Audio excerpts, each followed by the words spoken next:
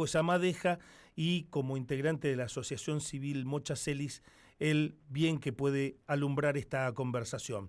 Bienvenido Francisco, Juan Pablo Bertolini por acá desde Radio Kermés con el equipo de la Radiocracia Plus. Hola, ¿qué tal? ¿Cómo están todas las personas por ahí, todos los oyentes? Francisco, Muchas gracias por la oportunidad. Francisco, por favor, gracias a vos por darnos un rato y nada, sobre todo hay que encarar a hablar de qué es lo que busca el gobierno emitiendo decretos que intentan modificar leyes, y lo digo así porque a todas luces parecen ilegalidades. Sí, la situación es una situación muy compleja, porque además es basada en prejuicios, en mentiras, estas decisiones que se toman, que afectan a las personas en su trayectoria vital, en lo absoluto, y ahora con por ejemplo, el fallo de la jueza Elena Liberatori, en Capital Federal queda frenada esa medida, y en otros países, porque parece en otros países, en otras ciudades, en otras provincias, continúan con este DNU arbitrario y que le está desordenando la vida a un montón de personas que habían alcanzado un derecho mínimo tan solo desde el 2012, no hace tantos años.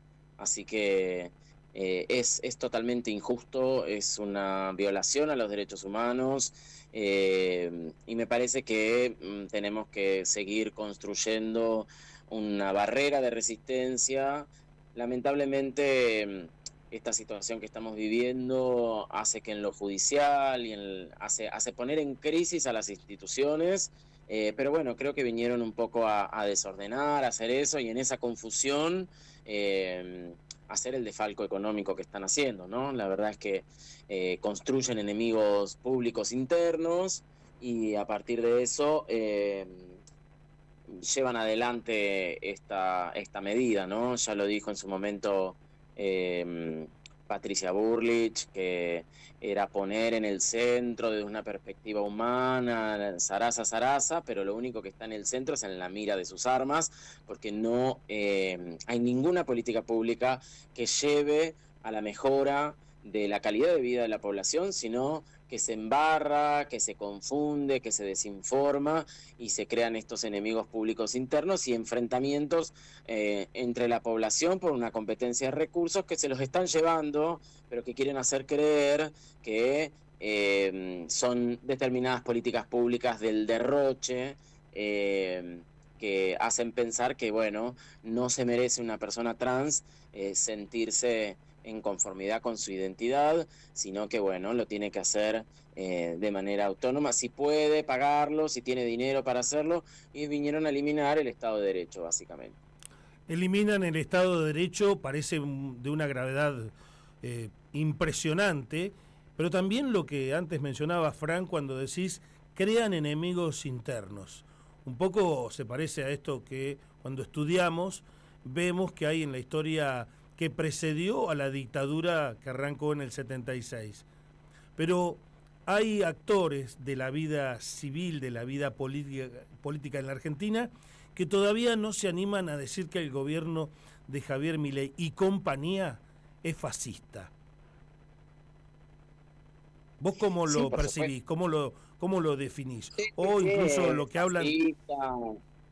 Fascista, racista. Me parece que la comunidad LGTB ha podido poner de manifiesto esta cultura que se ha construido a lo largo del tiempo, y que este gobierno encarna perfectamente.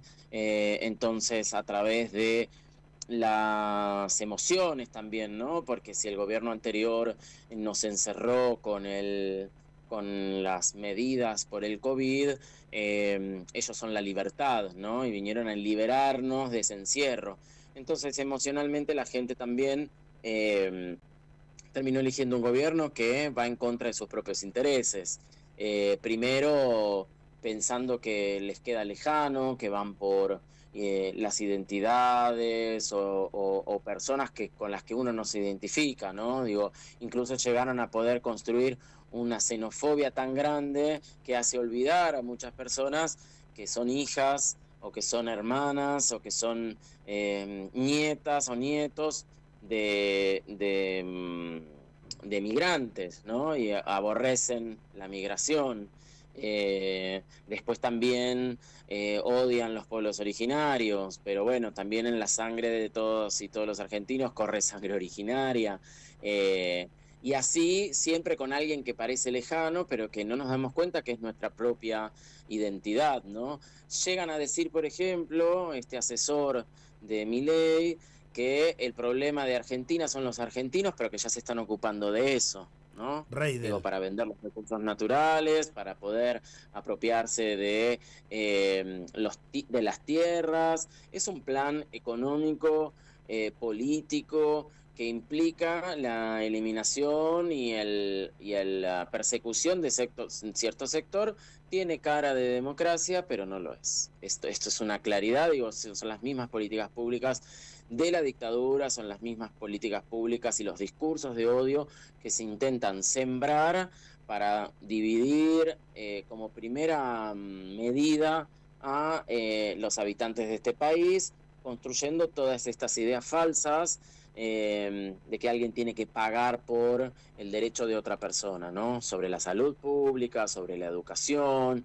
Yo creo que igual los argentinos tenemos memoria y eso fue contundente en una plaza que logró el fascismo justamente unificar, después de tantos años, una marcha el 24 de marzo, esa marcha única, que con diferencias y con cosas para seguir poniendo de manifiesto, hoy este enemigo estatal o quienes están ocupando el espacio estatal es mucho más grande porque están dispuestos a repetir estas masacres y no lo digo como una idea mía, sino que justamente lo están haciendo primero con el desfinanciamiento, con la eliminación. No casualmente ayer hablaron, por ejemplo, de nuevamente en contra de la ley de aborto, ¿no?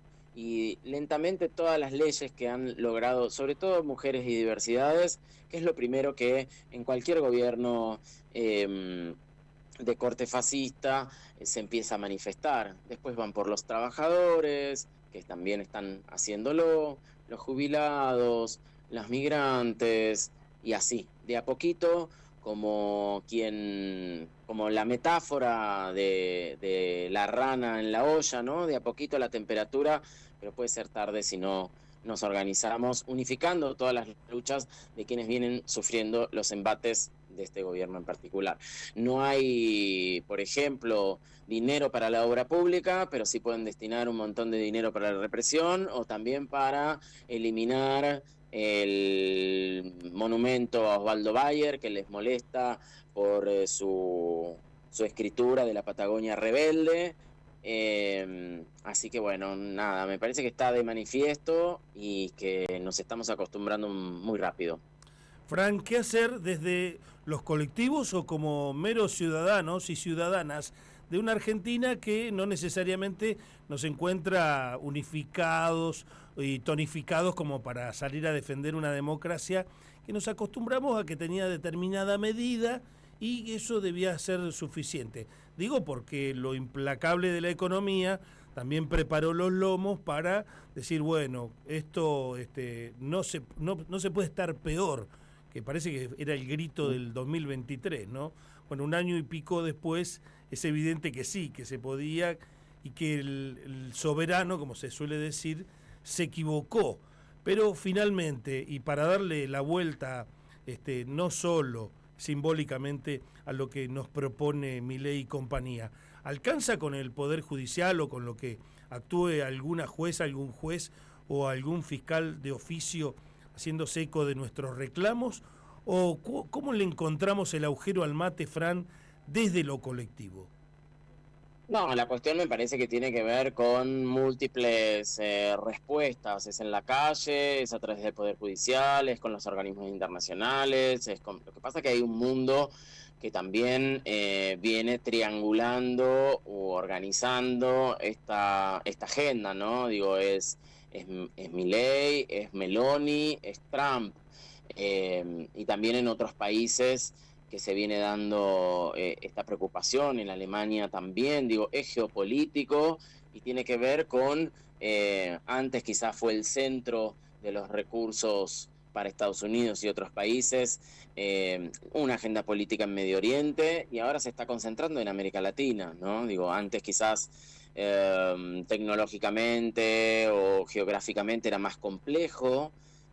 Ahora tienen la tecnología y tienen las necesidades, no por nada las declaraciones de Estados Unidos respecto de nuestros recursos en América Latina son estratégicos, ¿no? Lo están pensando. También tiene que ver con las cuestiones de los vencimientos y los acuerdos respecto de la Antártida, nuestro posicionamiento geográfico, los recursos naturales, los recursos hídricos. Digo, acaban de entregar en Uruguay, por ejemplo, el acceso a una empresa para generar bioenergía a través de la extracción del agua de la reserva de agua dulce en el acuífero guaraní en Uruguay. Digo, no es solamente en la Argentina, hay que mirar la región y hay que mirar muy bien cuáles son los recursos que se están queriendo extraer y nuevamente, como hace 500 años atrás, para sostener a otras latitudes, ¿no? Digo, con la extracción de los recursos de estas tierras. Ahí, sin lugar a dudas, van tocando, van pisando todos los juanetes, diríamos en criollo, van tocando los intereses más íntimos de todas las personas que se me ocurre pensar que están paradas en la Argentina, en algún sitio de la cinta esta que es la maquinaria productiva, y finalmente nos van a estar convocando a todos. Hay que ver cómo nos podemos poner de acuerdo nada más, porque finalmente será salir a defendernos masivamente. ¿Qué pasó con el individuo que se dejó de sentir en sociedad, Francisco? Ya con esto te liberamos. ¿Qué pasó con la persona que no se sintió ya en algún momento parte de una sociedad que le defraudó, que le decepcionó, y ahora otra vez, a pesar de haber estado trabajando ese individualismo, siente el golpe de la crisis económica y la desazón por un futuro que es, sin lugar a dudas, más y más incierto con el paso de los días? Bueno, yo creo que hay una situación también de que la propuesta del día a día es construir un sujeto individualista que no tenga tiempo de pensar en la comunidad, que no tenga tiempo de pensar en los otros, esta lógica del trabajo remoto, de empezar a romper los encuentros en la fábrica. Digo, hay un mundo que cambió y hay que cambiar las estrategias y las lógicas y la salida es colectiva, no hay duda de eso. Hay muchas cuestiones que no estamos pensando hoy, el mundo va mucho más rápido de lo que nos podemos percibir. Y sí se está instalando una idea de sacrificarse hoy para que la generación de mañana esté mejor, y esa es una falsedad enorme porque nos corre el horizonte y nos hace creer en una promesa falsa que no va a suceder de ese modo. Ya lo hemos vivido en los años 90, estos discursos individualistas y de sacrificio de la hora para las generaciones del futuro. Las generaciones del futuro están hoy, son estas infancias que si no tienen las condiciones dadas, son adultos y adultas que van a sufrir muchísimo. Entonces me parece que necesitamos seguir organizándonos alrededor de lo colectivo, con respuestas y salidas que implican mucho diálogo, conversaciones incómodas, discusiones y acuerdos que tenemos que construir en conjunto.